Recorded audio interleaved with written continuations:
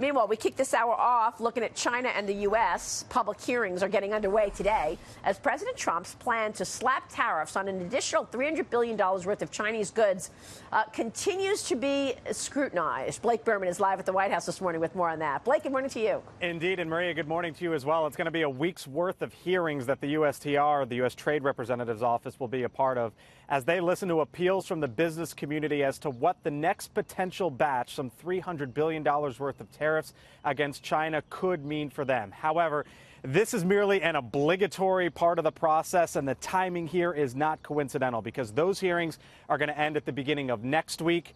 At the end of next week, President Trump heads to the G20 summit in Japan, where he is scheduled, at least at the moment, or is expected to meet with the Chinese President Xi Jinping.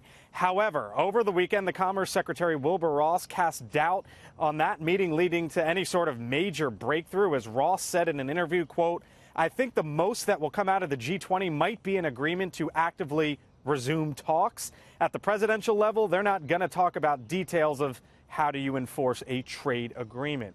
New polling from Fox News shows that Americans on the whole do not like tariffs. For example, 45% say they hurt the U.S. economy, while only 33% say they help.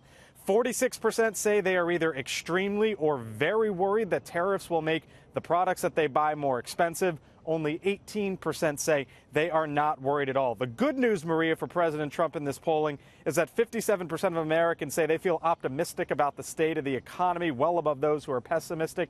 But when you look at the numbers there, take a look at January till now. It's down 9 points as to how people feel about the economy.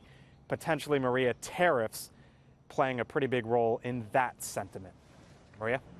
Yeah, and that's what so many business people are saying. Look, you had a real success in terms of the tax-cutting legislation and the rollback in regulations. Let's not blow it and take all that away by putting a pressure on the economy. Yeah, and remember, the Business Roundtable, which met here in Washington last week, said that these tariffs, the effects of these tariffs, have kind of mitigated the tax cuts that the administration put into play last year or 2 years ago. It's a big worry for some, you know, add one way, subtract another, and what does it leave the economy with now? Right. Well, that's what I'm saying. I mean, that's certainly what they've been saying. Let's see if that's actually taking impact. We'll watch that. Blake, great to see you. Thank you. Thanks. Blake Burman is at the White House as always.